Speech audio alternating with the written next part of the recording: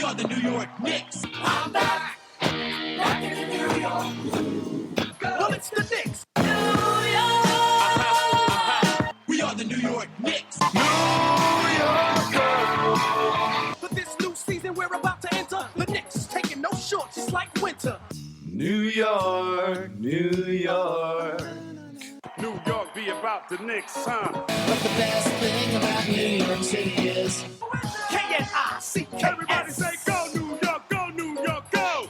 Hey everybody, it's the New York Knicks podcast, episode 455, part of the Almighty Baller Podcast Network and Dash Radio. I am Jay. How you doing, Mark? I want to start today's show and possibly every show now with a simulated lottery on Tankathon. Right now, the Knicks are seated number 2. Let's hit simulated lottery, see where we pick. We're number 1! We get Zion. Let's try again. No. Once, that's it. No, we're back to 5. Oh! No. Once. Okay, we're back to 6. We're falling fast, Jay. 2 more. We're back to 2. And we're back to 6. Damn you. Well, that was way better than last week. Okay, cool. Right now, in the Tankathon world, the Knicks are, I guess, losses don't matter. Wins matter in Tankathon, right? Correct. Because we're going to play the same number of games. If you're tied for wins, you're tied because the wins are the harder part. So, or not winning, or whatever you want to call it. So the Knicks right now are tied with Phoenix with 13 wins because, should we give a big thank you to LeBron James? Yeah. Thank you, LeBron James, for helping the Knicks in their tank by, I guess, throwing a game to Phoenix or trying, or just, I don't know what's going on in LA. I think they're just not that good. What's going on in LA, Jay? I think they're just not that good. They, before LeBron got injured, they were like the 5th seed. Okay, this is a good question. We'll just go right into this question. Jorge writes, hey guys, a lot of people have been arguing if a 34-year-old Kobe or Jordan can carry the Lakers to the playoffs. What are your thoughts? This season just proves LeBron needs help to win. Hashtag not the GOAT. Well, I'm pretty sure right now Kobe and Jordan couldn't bring them in as like 50-year-old players. You want to take a flashback to Jordan's 34-year-old season? I bet it was a pretty good season. Jordan's 34-year-old season was the 6th championship season. In fairness, he had a lot more help than the Lakers do right now. Those are a much better team. Did he? I did some more research on this. Okay. Everybody was at or past their prime. This was a very old team. Jordan, how old was Pippen? 32. Okay. But he's still a Hall of Fame and one of the greatest ever. Yes. Rodman was still a defensive. He was still a very, very good defensive player. He was 36. Wow, he was a little older than I thought. They were starting Luke Longley. They had Kukoc. Kukoc was 29. Yeah, and he was pretty good. I mean, he was the only regular impact player that was in his 20s. Steve Kerr was the point guard. He was. Wait, who was the point guard? Steve Kerr. Steve Kerr wasn't the point guard. Yes, he was. Steve Kerr wasn't a point guard. Well, Basketball Reference would like to disagree with you. I don't remember him being really a point. I mean, maybe I'm completely wrong, but I remember him being. His shooting was great, but he wasn't really like a passer. I remember. Well, the thing is, Jordan and Pippen played point guard and forward a lot on that team. Yeah, so never mind. The Kerr's listed as a point guard his whole career. You know what? It was because of that team, and he wasn't really like. Yeah, Jordan and Pippen handled the ball on that team, so I never really thought of him as a point guard. Well, all the point guards on that team, B.J. Armstrong and Harper. Yeah. Yeah. So Kerr was 32. Ron Harper was 34. Are you arguing that the current Lakers are giving LeBron more help than that team? That also, it was, in fairness, also it's a team that had played together for a really long time, so they really knew each other. Like they had chemistry. The Lakers do not have chemistry. They don't. I'm just saying.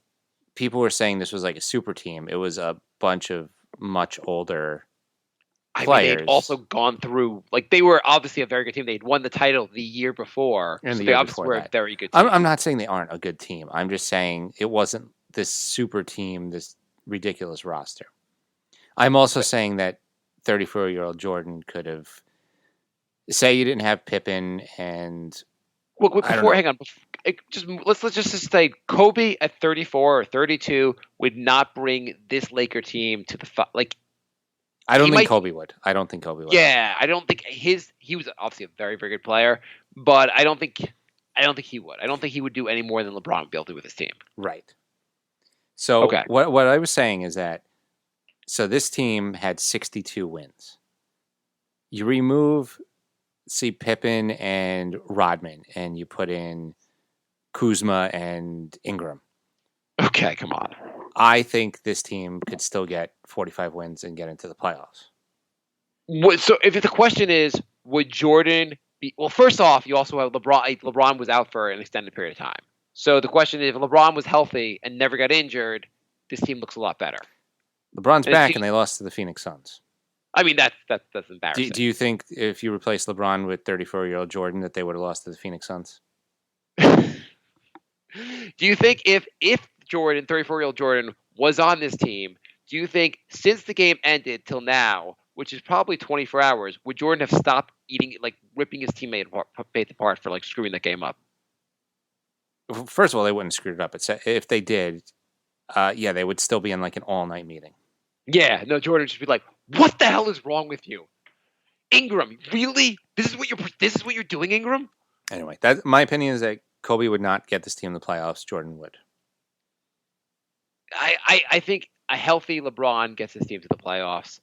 This is a joke, though. I cannot believe he's not getting this team to the playoffs. They're not winning with him back, and he's healthy. No, they're not. But they were on a tear before. The question also is, how healthy is he? Well, have you seen? I don't think he's trying that hard, especially on the I think he's defensive just really end. frustrated. Well, that's mental. When Yeah, did Jordan get so frustrated that he here's- quit on his team? So first off, I think we both would agree it'd be awesome if he does not make the playoffs. Yeah, it would be great, especially if the Kings get in, because I would love to see the Kings back in. Yeah, no, it would just be great to. And you're a big fan of Buddy Hield, so. Yes.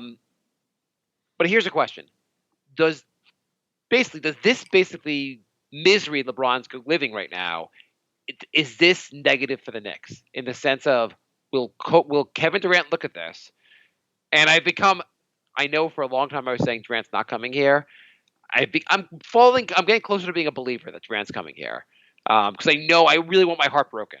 But do you think this hurts the Knicks in the sense of Kevin Durant sees this and goes, it would be great to really build my team and it's basically great to build my team and lead my team to the championship. And it'd be great to be a Knicks. But he sees what's going on with LeBron, the Lakers, and goes, you know what? Also, the Knicks don't have much on their roster. It could be a complete nightmare. And maybe we'll just stay in Golden State and not live LeBron's nightmare. No, I think it's actually better for the Knicks because all the rumors about Durant thinking about New York or LA, that he definitely wouldn't want to go to LA. Well, the Lakers specifically. Well, he's already said he doesn't want to play with LeBron. Because that also, if your reason for leaving Golden State is that you want to lead a team, you're not leading a team that has LeBron in the team. Would anybody want to play with LeBron at this point? It doesn't seem like it. I like how he tried to get his whole team traded and trashed his team, and then the next game he's like, we just gotta ignore all this talking that's been going on and just man up and play. And it's like, dude, you sabotaged the whole team and threw everybody under the bus, and now you want everybody to just play on. I'm pretty sure Brandon Ingram doesn't really want to play with LeBron. Right. But really, dude, you don't think this in any way makes Kevin Durant hesitant to make a similar move? No, I don't. I think it's a different situation. Because the Knicks really you assume Kevin Durant comes here, he's coming in with another big free agent, right? Well, that's the thing. That's already one more part. No, that's a huge piece. So he comes here with another free agent, another star player. Because you got to think people want to play with Durant, not like LeBron.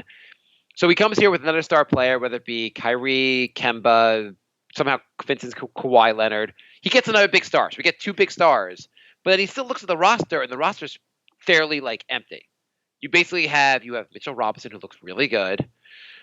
I guess you have Dennis Smith, he's inconsistent but could be really good. Mm-hmm. There's not much here. And hopefully we have a top 5 pick. Ideally, if we have Zion, it looks a lot better. If we don't have Zion, it does not look that great. I think if we have Zion, then we don't have Zion. What do you mean? Oh, you mean like they're going to trade Zion? I think if we get the number 1 pick, we trade it for Anthony Davis.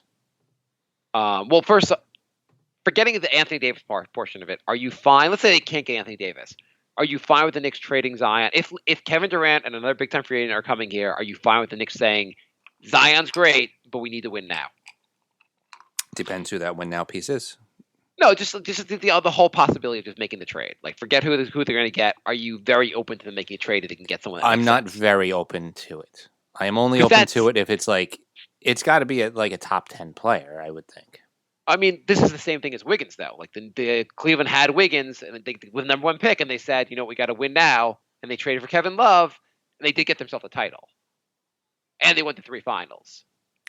Yes, but Zion's supposed to be better than Wiggins, but you don't know. I mean, I seen him dunk. He looks. Obviously, everyone thinks he's going to be a really good player. I don't know if they think he's on the level of like a next LeBron.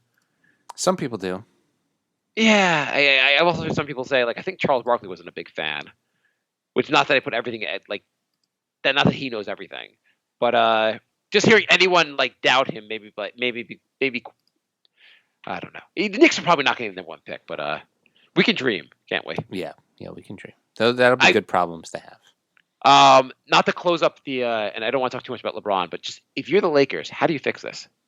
Because obviously, like, you're not going to be like, hopefully we'll get the 8th seed next year with LeBron.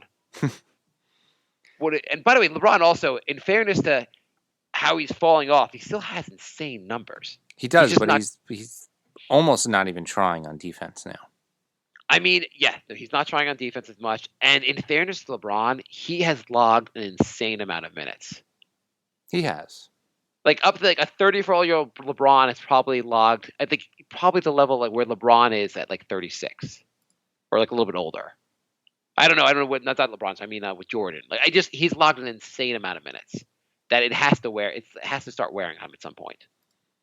Yeah, no, obviously he's played it. He led the league in minutes a couple times, I believe. It's crazy, yeah. Yeah. Okay. If you're the Lakers, how do you make this right? Like, what's your plan what would your plan be if you were in case you were wondering. This is the New York Knicks podcast, I know. Shut up. Well, no, in case you were wondering, he's already played 4,000 more regular season minutes than Jordan. That's insane. Yeah. That really, really is. I mean, part of it also is that he did not go to college. And so Jordan, how many years was Jordan at UNC? 2 or 3? Yeah. Yeah, so that makes a big difference as far as like where he'd be. And also just the playoffs are long. Are the playoffs longer now? They're longer, right? Because they have the first round to... Yeah, I mean, the first round's one up to 2 games longer, yeah. Times, I don't know. 15 seasons. Yeah, whatever. I would say right now, if you're going to do the 1-2, Jordan first, LeBron second.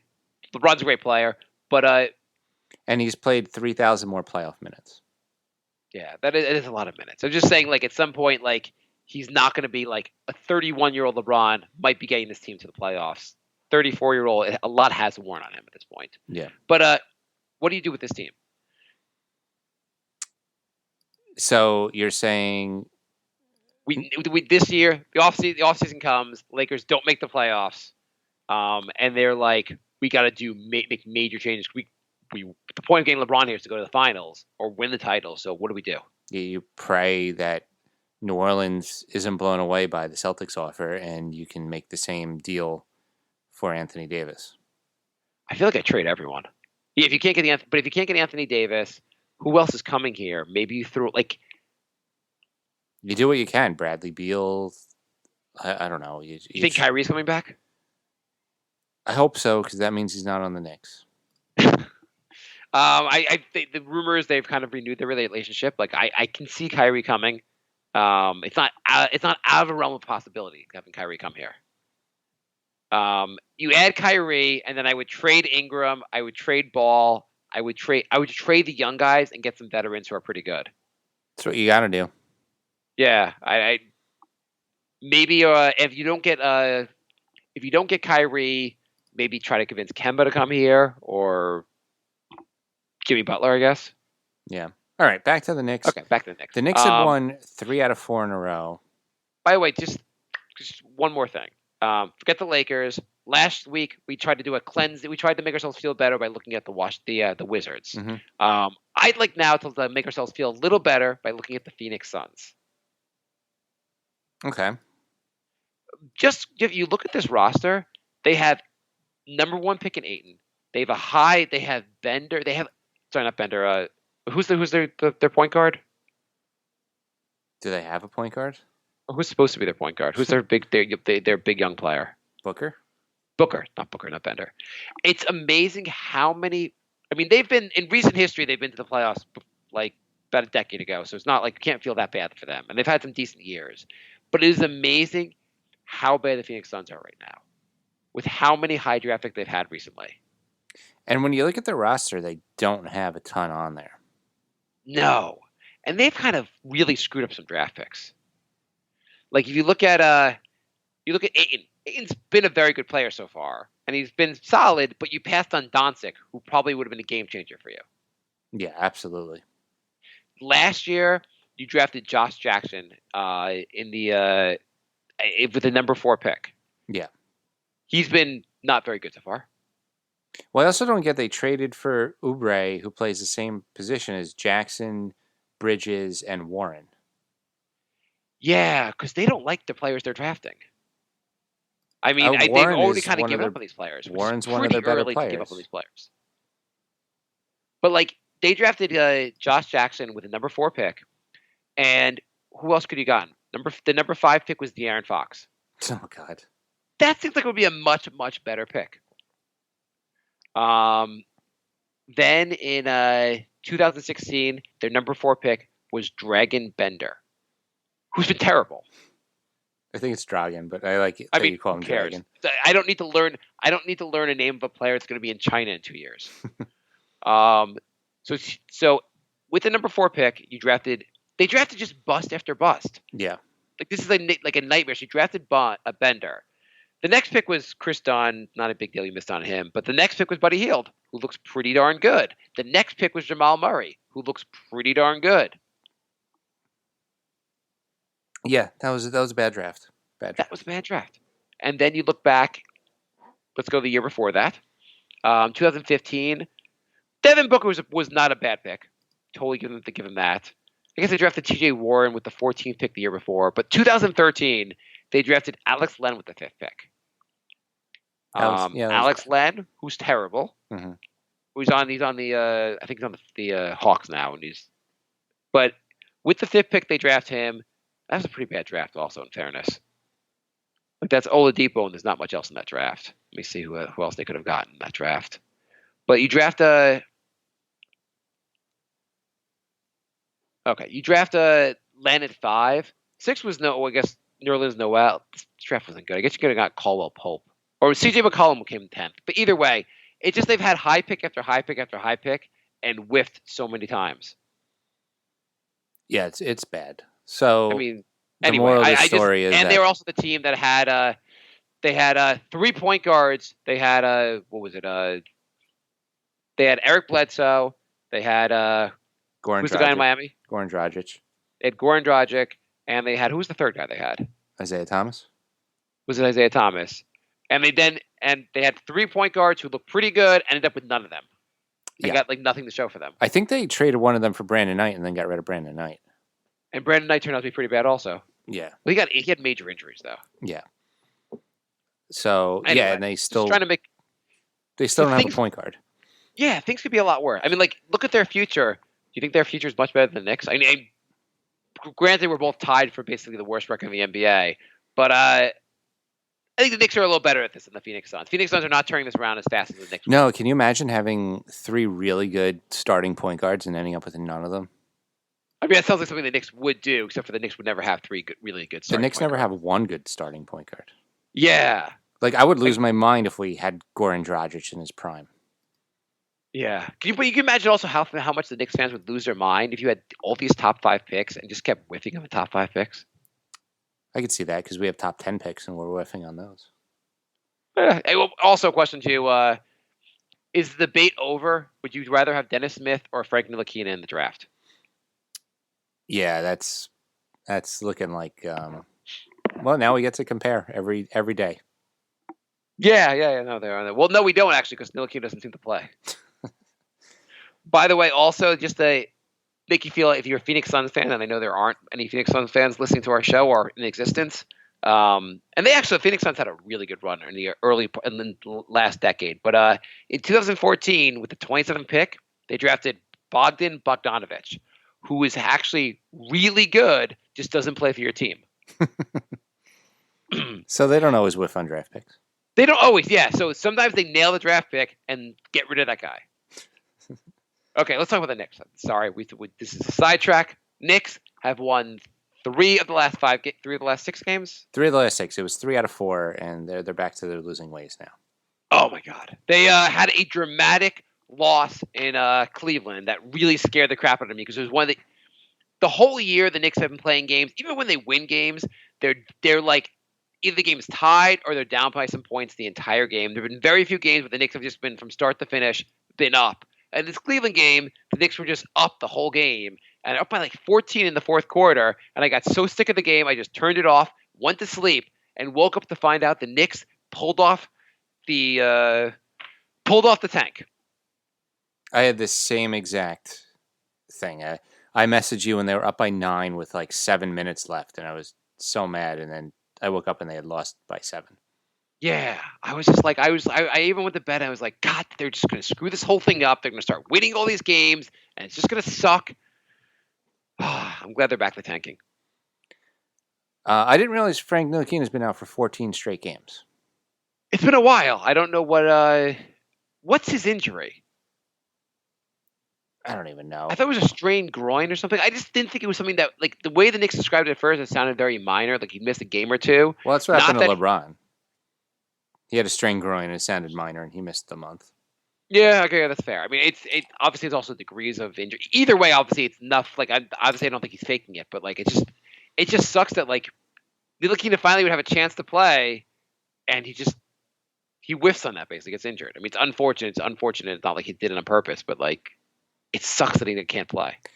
I'm a little disturbed that other than free throw percentage, every single stat has gone down from last season. Every single one.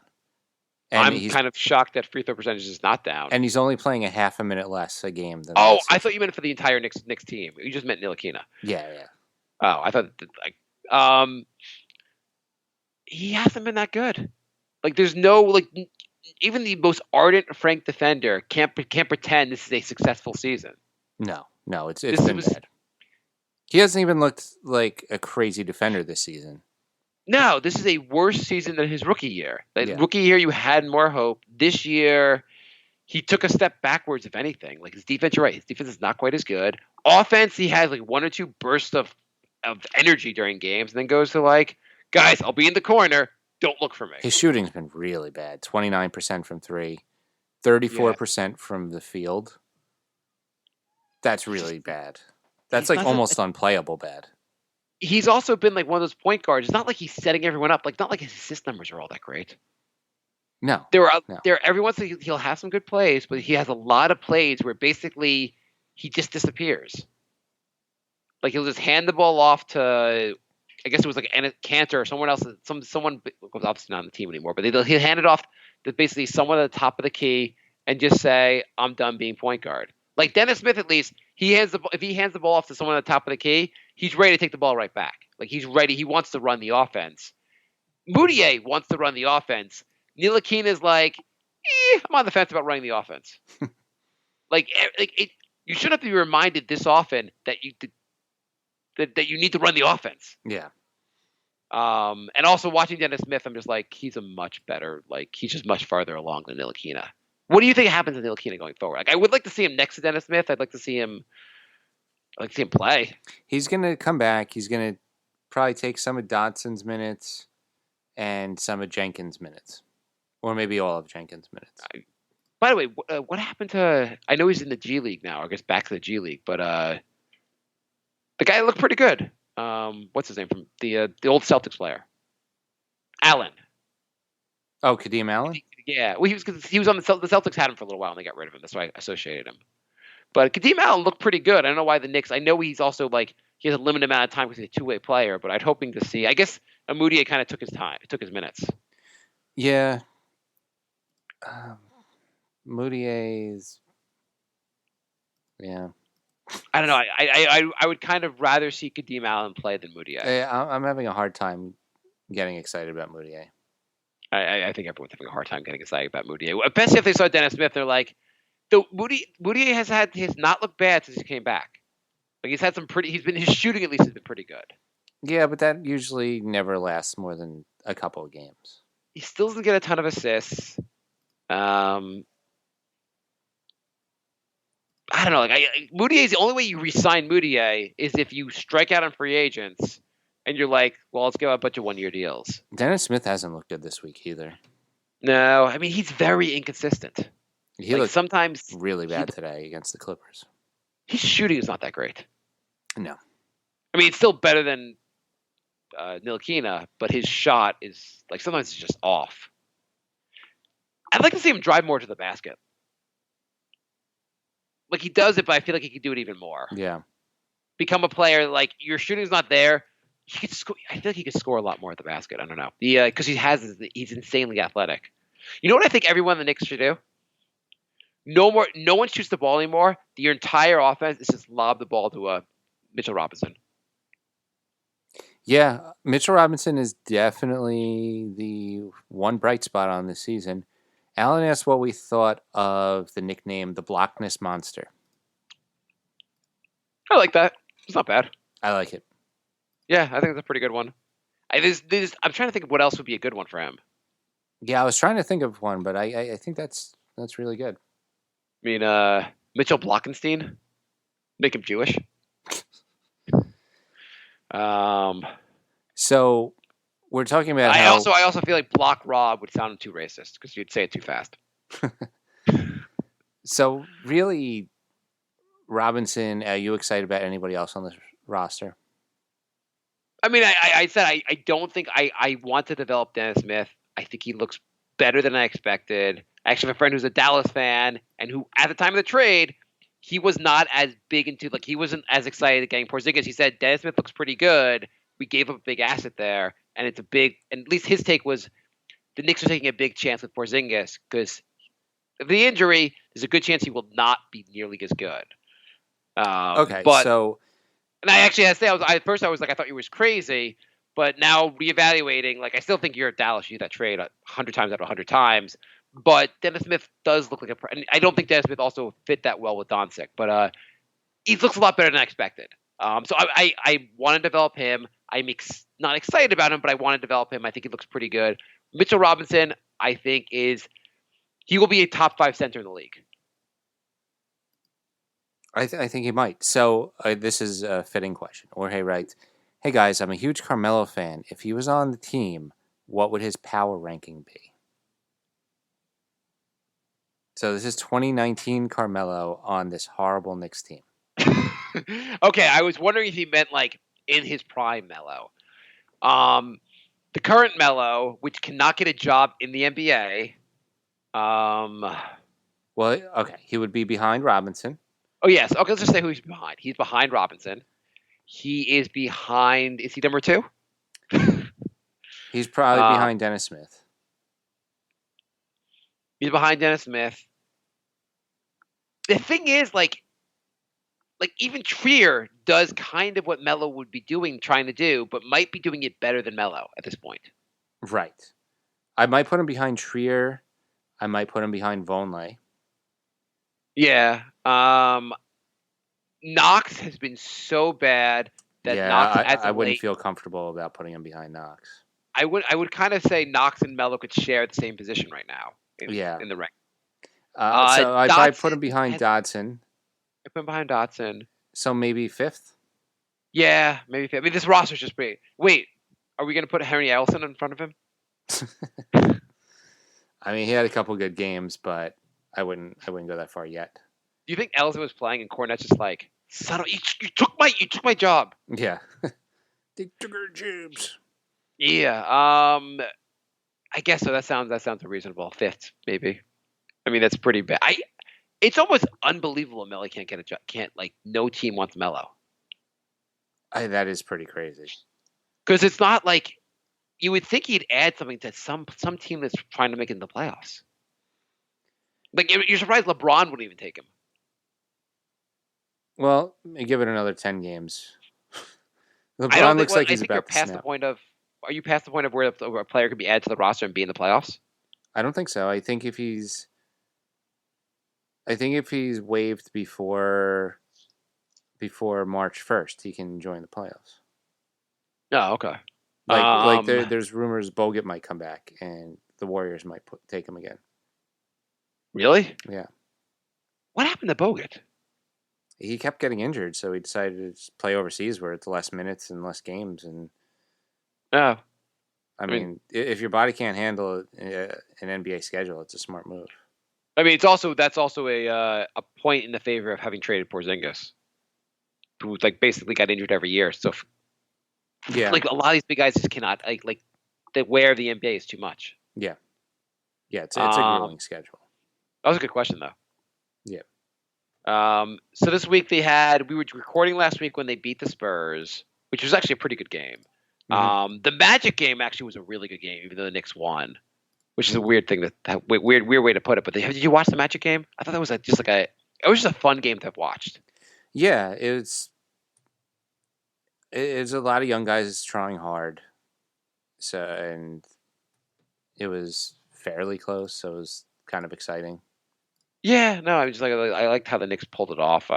Whatever. Huge fourth quarter run. So I mean, that's fun.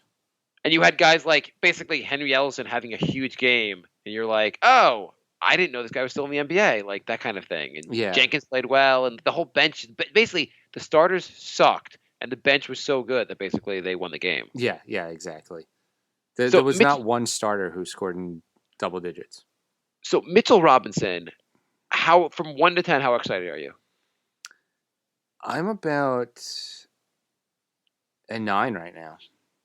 Okay. So redraft, where does he go in the draft? Definitely first round. Yeah. So I'm going to pull up the draft. I'm going to ask you a player. I'm going to ask you if Mitchell Robinson goes ahead of this player. Because I think Robinson, the blocks are insane. He's like top 5 in the league in blocks with half the minutes of everyone else. Yeah. He said they asked him how many blocks do you think you could get a game, and he said 6, which no player in NBA history has ever done.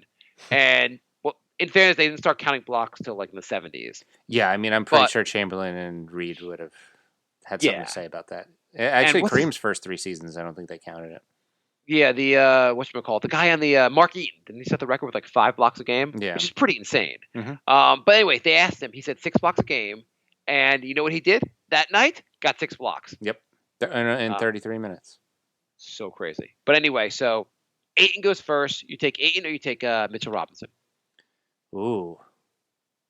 Ayton has actually been – the Phoenix Suns have been really bad, but he's been pretty good. Ayton puts up very good offensive numbers, but his defense is pretty bad. Right. Pretty damn bad. You're looking at a player like the Ntilikina argument, how important is defense? I think defense for your center is vital. Yeah. And he has some offensive – his offense is getting better. The lobs are awesome. Everyone can throw – everyone just I throw the ball up and Mitchell Robinson slams it. It's an awesome weapon. There was a play – I think it was in the Orlando game. Moutier's driving. Mitchell Robinson's looking for the lob, and the defense basically just backs off of Moutier and gives him the layup because they were so scared Moutier was going to throw the ball up to Mitchell Robinson. Yeah, I might even take Robinson ahead of Ayton, to tell you the truth. I don't Ayton has been insanely efficient. His complaint in Phoenix right now is they're not giving him the ball enough, and they're like, you should keep feeding me the ball. I have not been. The defense can't stop me, but his defense is pretty mediocre, and they're hoping it comes along. I'd rather build my team around Mitchell Robinson than Ayton. Yeah. And that's insane to say. Then Marvin Bagley. Bagley's been very good. Yeah, that one's tough. I haven't seen a lot of Bagley either. He's been coming on. He's been playing well. I have not seen enough of him either. I don't know how bad his defense has been or how mediocre it's been. I'm going to take Bagley. It's a high pick. He's playing well. but I like Mitchell Robinson a lot. Okay, so let's put Matt Bagley over him. Doncic, Well, come on. yes. Jaren Jackson, I'm going to take Jackson over Mitchell Robinson. Yeah. And Jackson's a hell of a defensive player. Mhm. Trae Young, despite the fact that he has somehow lost to the Knicks 3 times this year, he's actually been coming on, and people are becoming Trae Young believers. He's actually having a pretty good year. The guy is an insane passer. Yes, I would take Trae Young over Mitchell Robinson. Oh, by the way, worst call all season against Trae Young today. Did you see it? I did not see it. Tell me. He put his hands on his hips and he looked at another player, and they gave him his second tech to kick him out of the game. I kind of hate technical fouls for those kind of plays. Like I want players to be able to like talk a little trash to each other without having be able to show a little bit of emotion. I mean, he just had his hands on his hips. It was ridiculous. I kind of hate technical fouls. Bamba. Robinson. Yeah. So far we have and I agree with you. So we have 1, 2, 3, 4 players above him. Wendell Carter? No, Robinson. Yeah. Colin Sexton? We saw him the other night with Cleveland. Yeah, Robinson. He's small. He's never going to play defense. Yeah. I think I'm going to end my list right here. Kevin Knox. Do you want Knox or Mitchell Robinson? Robinson. Yeah, it's not even close. So if the Knicks took Mitchell Robinson with the number 9 pick, we'd all be pretty happy right now. Yeah. It's just the annoyance that Kevin Knox, and Knox I still think has a lot of potential. So what's your thought on Knox going forward? Are you giving up on him? Do you think he still has a ton of potential? He started off hot. I don't know if he started off hot, but he had like a nice run for a little while, and now he's been very like mediocre. Drives to the basket with no plan. When he does plan the pass, the defense seems to know. Yeah, there was a play where he drove into a double team and just jacked something up instead of passing to an open Dodson in the corner, and Dodson looked visibly annoyed.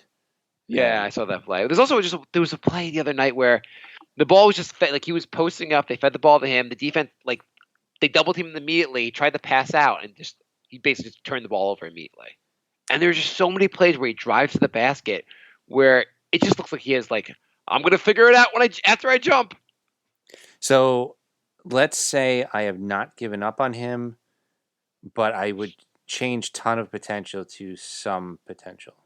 So would you, the guys that went after him, Bridges has not looked that great for Phoenix. I haven't been able to really watch him, but his numbers don't look that great in Phoenix. Yeah. Shea Gilgeous-Alexander, people seem to like him. Obviously, we saw him today. Would you rather have him or would you rather have Yeah, I'd rather have Shea.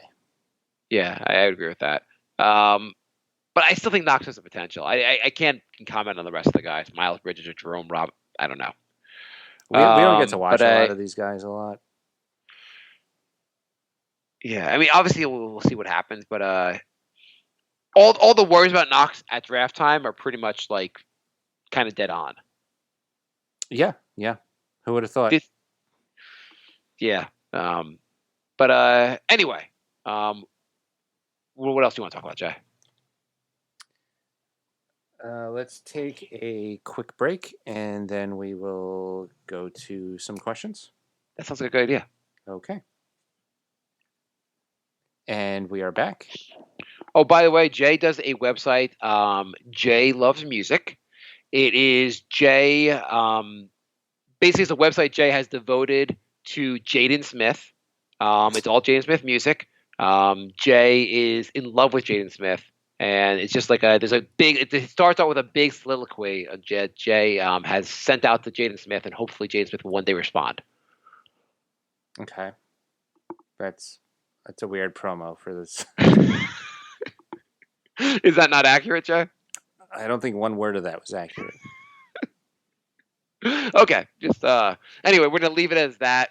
Although Jaden Smith does have an album, and I will not be reviewing it. You see now, just because he won't write you back, Jay. Has nobody's emailed us about the missing discography of JD and the Straight Shot. I still think it doesn't exist. It is a conspiracy Jay has come up with, and I believe this will take down Donald Trump eventually because I know there's a connection. So basically, if you missed it last week at the end of our show, Jay tried to look into the albums by Mr. Fix the Knicks, and the albums, some of them did not exist, or Jay cannot find them, and he wonders if they do they exist. Yeah, there's 3 albums that are listed in their discography, and I can't find them anywhere on the net. So I do have some serious doubts whether they exist or not. Seems seems reasonable enough to me that there is more here. Jay, follow the money. So that's what they Would you always be say. shocked if this was true and they actually just didn't have that album? Would that shock you at all? Yeah. Yeah, it wouldn't shock me. There's on a separate note. There is a podcast. It is called. Let me find the podcast. The Brink of Sanity, starring Marc and Jay. Yeah, that is a podcast that you want. Do some promos and I'll find this. So that's our comedy podcast. We do that not quite once a week, but we do it when we can. And it's us and Bry. You probably hate him from the Knicks podcast, but he's funny on the Brink podcast. Yeah. Anyway, so there's a podcast called it's called Reply All. It's part of the Gimlet Network. It's a very popular podcast, much more popular than our shows. Have you ever heard of Reply All? No. Anyway, so it's a podcast that it's all about stuff related to the internet, kind of. And they have a thing on there where they'll take like very, very popular tweets that like have like thousands and thousands of retweets, but they're like very not clear what people are talking about. And it's usually basically something in like, and basically they'll just talk about what this actually ended up meaning. Mm-hmm. And the reason I'm talking about this is they had one they had nothing to do with sports. Two of the hosts of the show know very little about the NBA or sports. Somehow the most recent episode was just making fun of the Knicks. There was something about it. The tweet had talked about. There's a guy that wrote the book. Everything's Illuminated. You ever heard of it? No. It was like a movie also. No, I've heard of the anyway, movie, he wrote some book about vegetarianism, and he was supposedly really in love with Natalie Portman, and she was a big fan of his vegetarian book, and they used to exchange a lot of emails. He left his wife, and then basically instead of like going like, "Hey, Natalie Portman, I love you, let's run off together," he leaves his wife and then goes to Natalie Portman, and she's like, "I don't love you. Why'd you leave your wife?" They had never. There's no like indication they ever like slept together and like that. It was just like emails, and he fell in love. But anyway, so the email, they were basically comparing this insane gesture he made and that fell on his face with basically the Knicks trading Porzingis and expecting Durant to come here. Great, that is great. Anyway, it was a really funny episode, especially when they also explained James Dolan and his like awful history with the Knicks, which was a very funny, because for guys that basically weren't that big into like NBA, just going through it was kind of humorous. That's my podcast recommendation of the week. All right, and also listen to the break. Samuel writes, "Hey guys, would you rather have Lillard? Would you rather have Lillard rather than Kyrie? Lillard is a Western Conference. Kyrie, who's not injury prone and moody. Also, Dodson is everything Shumpert should have been." So, thoughts? What was the last part? Dodson is everything Shumpert should have been. Yeah, Shumpert actually didn't, and it wasn't that bad either, though. Like, is Dodson that much better than Shumpert? I think Dodson has a little ways to go to be better than Shumpert.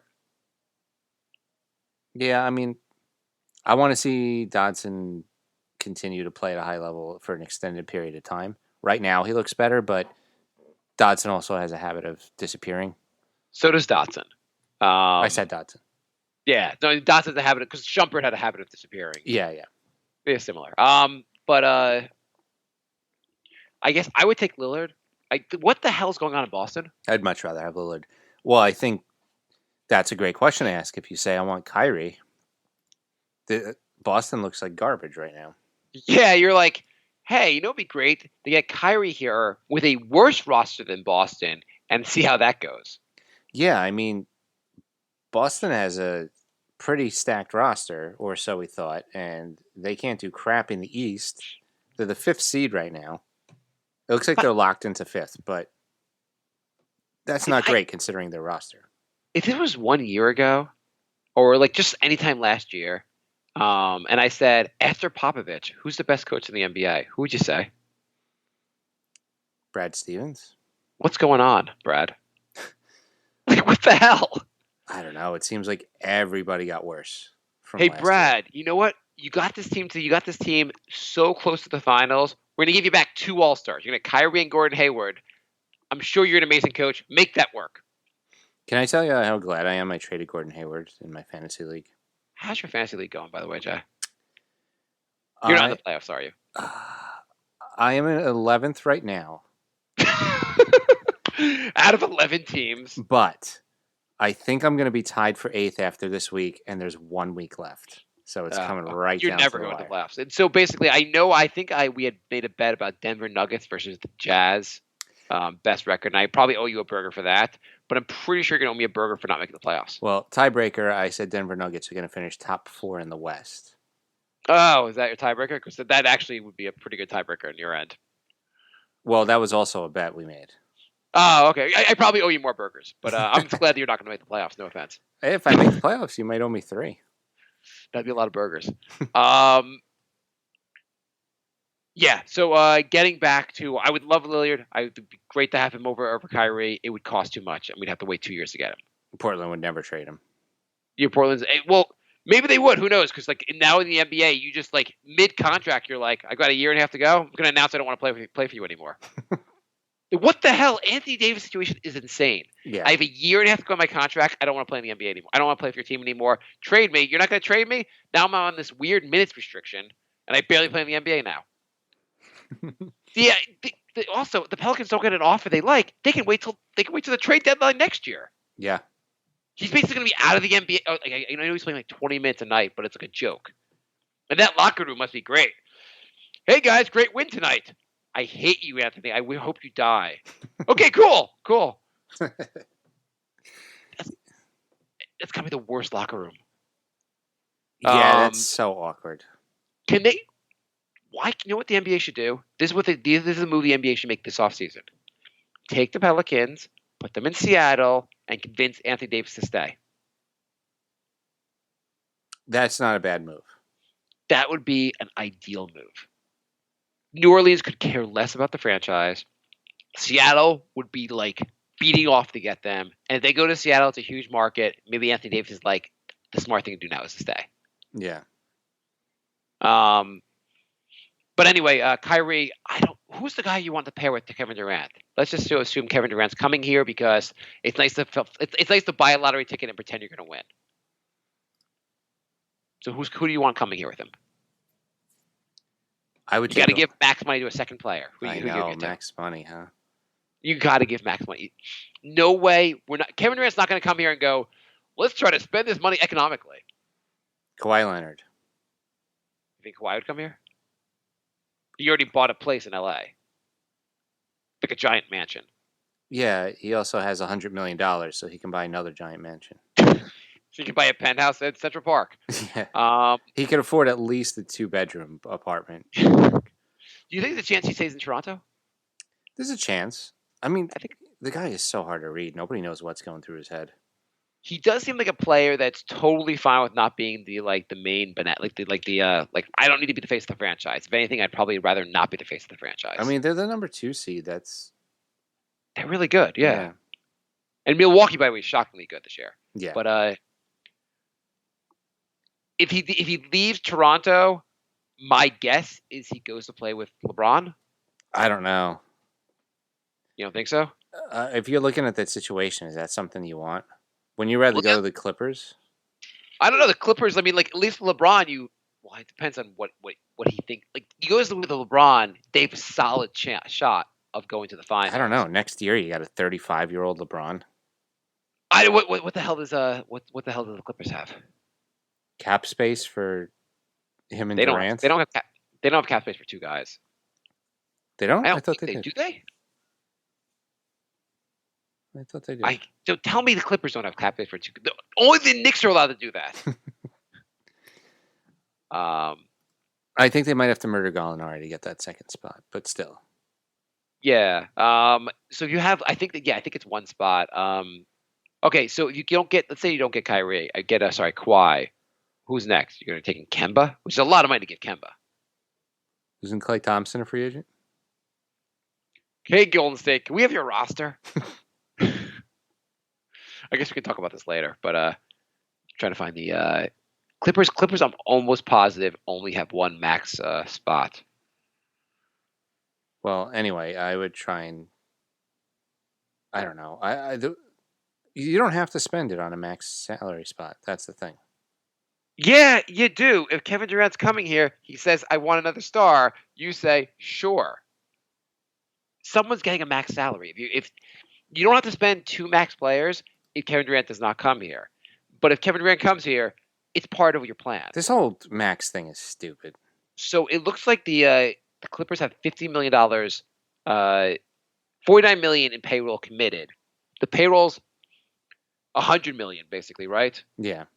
So they have basically $50 million free, which does not get you two max players unless you murder Gallinari. Well, I feel like $10 million is fairly easy to clear up.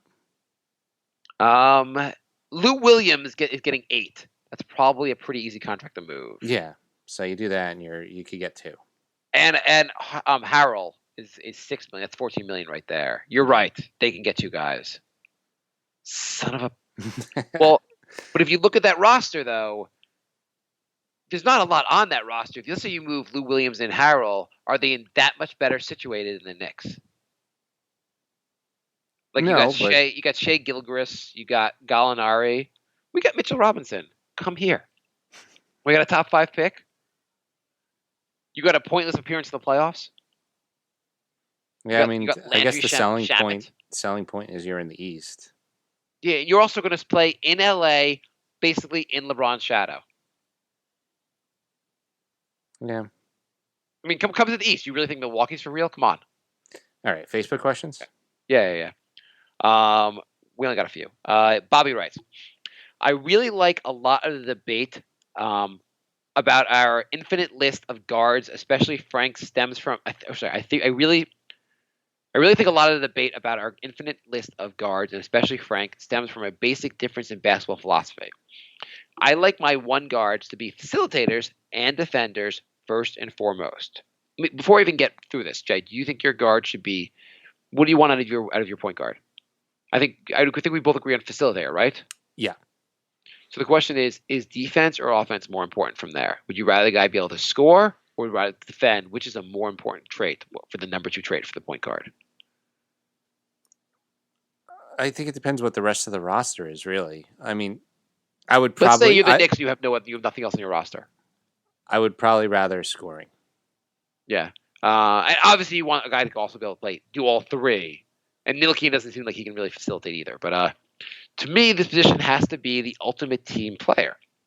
I like my 2 guards to be shooters and slashers. I think I'd agree with that. You agree with that, Jay? Yes. Kill you from the outside, but if you cheat on the 3-pointer, they're going to drive to the paint on you. My 3s are similar. A shoot and or a drive. Maybe have a backup that can defend like a beast or kill you from 3. Then my 4s and 5s are straight up paint bangers.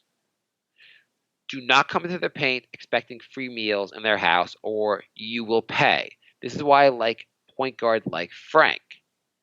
Just go into your 4s and 5s. Do you want both your 4s and 5s to be paint bangers? No, you need to spread the floor. Yeah, I feel like a Mitchell you need one of these guys has to be able to shoot the 3 from your 4 and 5 position. Like your 4 needs to be able to shoot the 3, right? Yeah. Okay. I think those that like Moutier, Trey Burke, or Timmy like straight scorers at all positions. They dig the Iverson style of point guard. Frank ain't ever going to be that guy, and they know it, so he's junk to them. What do you think? Sorry about the lengthy question. Love the lengthy question. Thank you, Bobby. Very good question. What do you think, Jay? I don't even know what Frank is, to tell you the truth. Like, if his defense isn't going to be out of this world, and he's not shooting at all, or really doing that much of passing. Like, what is he bringing? That's my question. I think the thing, like, I think he was a terrible shooter, was averaging 8 assists a game, and playing really solid shutdown defense, Like, which is what people prime think. Rondo.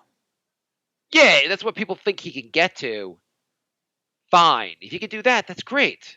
But the problem is he's not really doing that. Yeah. His defense at times looks really good, but at times you see like lots of guards go around him. You see him get beat.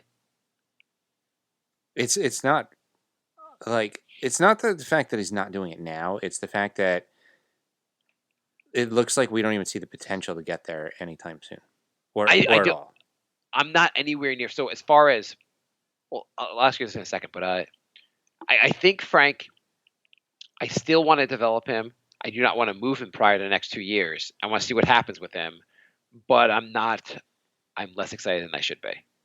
Then I'd hope I'd be at the stage. Let's just say if he doesn't show some serious improvement in the next 2 years, I would like to see him on the list of first-round picks that the Knicks don't re-sign.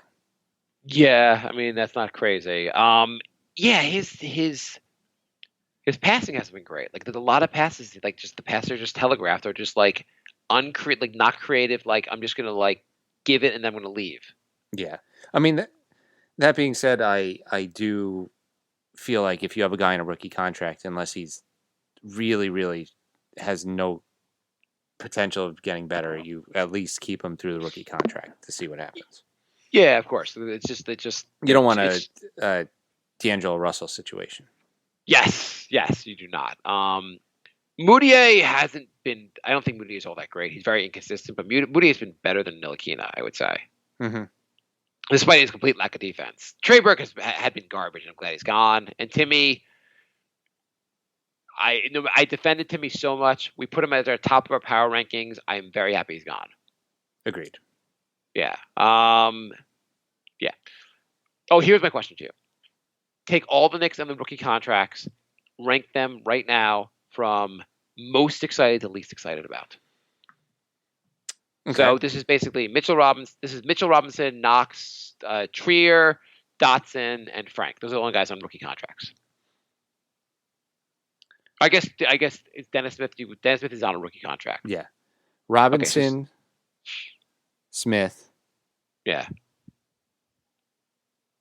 Dotson, Trier, Ntilikina. Where's Knox? Moutier, Knox. Well, Moutier is not on a rookie contract. Okay, right. I guess he got forget about Moutier. I kind of just wanted to rank the guys that were on the Knicks, like the Knicks drafted, but Smith, I guess, Smith's only in his second year. I agree with you, Mitchell Robinson number 1, Smith number 2. I'd still put Knox number 3 over the other guys. Because I feel like his ceiling is much higher than the other guys. Mm-hmm. I know, you disagree with that? I don't know. I'm just... Yeah. It's close. It's close. I'm almost getting to the point where I'm like, if you're not going to play good on offense or defense, it's like, it's really tough. It's still very young. Trier and Dotson. You put Dotson ahead of Trier or Trier ahead of Dotson? Dotson ahead of Trier. Yeah, I could see that. I mean, I think Trier's got a decent 3-point shot. I wish he would shoot the 3-point a little more. Dotson has shown some flashes lately of being a pretty solid 3-point shooter. Yeah. Yeah, I guess Dotson and Trier. Okay. Bobby writes, no tank next year. I'm sick to death of being conflicted after the All-Star break on whether or not I want the Knicks to win. Every damn year, tanks are for fish and soldiers. Next year, let's mash these other teams from the start. Agreed. Absolutely. It's really the point in the season we are right now, 60 games in, and it's like there's nothing to root for except losing. It's annoying, it's demoralizing, and it's not that fun. No, it's horrible. It's goddamn horrible. It's so hard to watch the team. It's hard to get through another season like this. Yeah. Frank writes, how much credence do you put in the plus-minus numbers? I've been looking at Doncic's numbers, and while absolutely impressive at face value, his plus minus numbers look absolutely abysmal. I mean, Derrick Rose bad numbers. Plus minus is tough if you have, I don't know, they don't have a great team. So, like, I mean, I think most people could agree that Dirk's fairly washed up, and they're starting Dirk again. So you have him in the starting lineup, and that's going to affect his plus minus. Yeah, if you're just a bad team that's losing games, it's hard to like. So how much weight do I put in plus minus? When I want to, when I want to play it, when I want to believe in them, I believe in them. When I don't want to believe in them, I don't believe in them. I think I plus don't know. minus has more merit on a good team. But don't you feel like you do that sometimes? Like you're like, if it fits into your narrative, like Mitchell Robinson had a great game, I'm psyched by his plus minus. But if you think like he played well and like he had a bad plus minus, you're like, oh, this stuff's like bullshit anyway. Yeah, I mean, we pointed out plus minus a lot when JR was on the team, basically because we wanted to say he was terrible. Yeah, I mean, like we did that. I mean, Cantor was terrible, but like there's so often I feel like you do it basically. It just fits your own narrative more than like. It's rare that you look at it and go, oh, I didn't know he was bad, even though I thought he was good. Yeah. But so I put some credence and some weight into it. It's hard to, but that is interesting that it's been that bad. I did not know that. What do you think about the fact that Joakim Noah and Derrick Rose now are good NBA players? I mean, it's the same as when they were on the team. Let's see them like actually maintain being healthy for, you know. Jay, you said you wanted a point guard that could facilitate and score. I mean, Rose has been healthy most of the season. Noah's been healthy for like 7 games. So, I mean, that's totally fair. And Rose, there's no indication he plays any defense now. yeah. The defense was pretty bad. It just wasn't a. I'm not upset that Rose isn't on the team. I mean, even when he was on the team, though, there was like his ability to get to the basket. He looked like a guy that would be a very good 6-man, just not your starting point guard. And he's been a very good 6-man. Yeah. You want instant offense out of that. Jeffrey writes, now the question. Why the hell do players slap hands after every free throw? They don't do that after 3-pointers or difficult layups. And what's weirder is they do it after misses from the free throw line, too. It's just showing team spirit and like, oh, we're with you even though you messed up. It's like a morale thing. Like, we got your back even though you couldn't hit a shot with nobody blocking you. You're right, Jeffrey. It's weird. And last question, David. Oh no, second last question. Who's better, Hoodie Mello or Summer League Knox? Do you think we would rate Mello higher in our power rankings if he was allowed to wear the hoodie during games? The Hoodie Mello thing is so ridiculous. Jeffrey writes, last question. A comment and a question. It's very possible that Mitch wins February NBA Eastern Conference Rookie of the Month. This has only happened 3 other times in the past where teammates have won the award the same year. Because remember, Knox did win NBA Rookie of the Month back when we were excited about him. Mm-hmm. That seems like 3 seasons ago. The most recent pairing of teammates that won the NBA Rookie of the Month were Joel Embiid and Dario Saric. The others are Yi Jianlian and the chairman. Raymond Sessions, the guy in Milwaukee. Remember Yi? Yeah, the chairman. Yeah, I can't pronounce his last name. Can you? Jianlin? Okay, so we won't smart. And Sessions, you said? Yeah, Sessions. And then before that was these guys. I know one of the opposite. Bargs and Jorge Garbosa. Right. Okay, so don't really know if this amounts to anything. Just found it interesting. It seemed like most of those pairings were an actual NBA player and a bust. So similar to now, huh? Yeah. I am not calling Knox a bust, and I think far just to get this man. Just making an observation. It seemed like all those pairs, one of those guys was a complete bust. So wait, the question for you: was it Jorge or Bargs was the complete bust? Jorge. Bargs had a 12-year, 14-year career. Even Just though, make the joke that Bargs. Come on. I mean, he was terrible, but Yeah. somehow he lasted in the league for like 5 contracts. Yeah. What did we learn today, Jay? We learned that we're going to have some guests going forward. Nah, it's hard to laugh because you're just saying that we have nothing to talk about, right, Jay? That is a polite way of saying that there's nothing to talk about. Jay, what are you drinking tonight?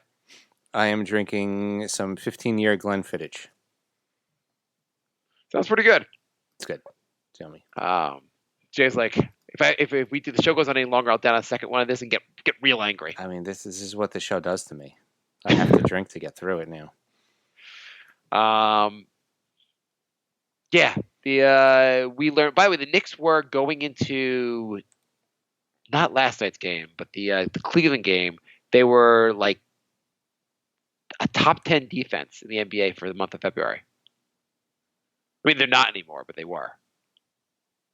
That's interesting, considering they won like 1 game. Well, they won like 3 games in February. I mean, this roster. Yeah. Anyway, we can end the show, Jay. All right, so we're NY Knicks Podcast on Facebook and Twitter, Instagram, Patreon. I think that's about everything. The New York Knicks Podcast.com is our website. You can help support the show by getting a Knicks Podcast t-shirt. If you download the show through Stitcher, we're sorry. It's not been going well for us getting I don't know what's the story there, Jay.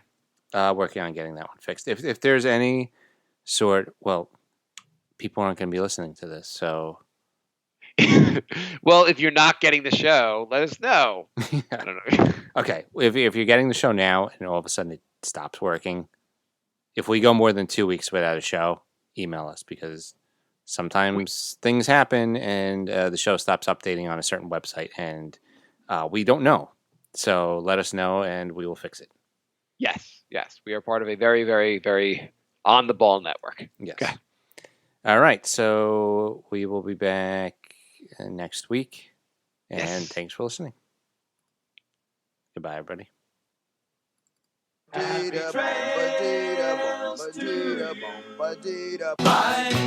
love. Goodbye, everybody. Goodbye. It's all over. Goodbye. It's time to go. This is the end. Say goodbye. You better go away. I'm gonna leave you. It's the end. Goodbye. Goodbye. Just leave me alone. Feels so good to say.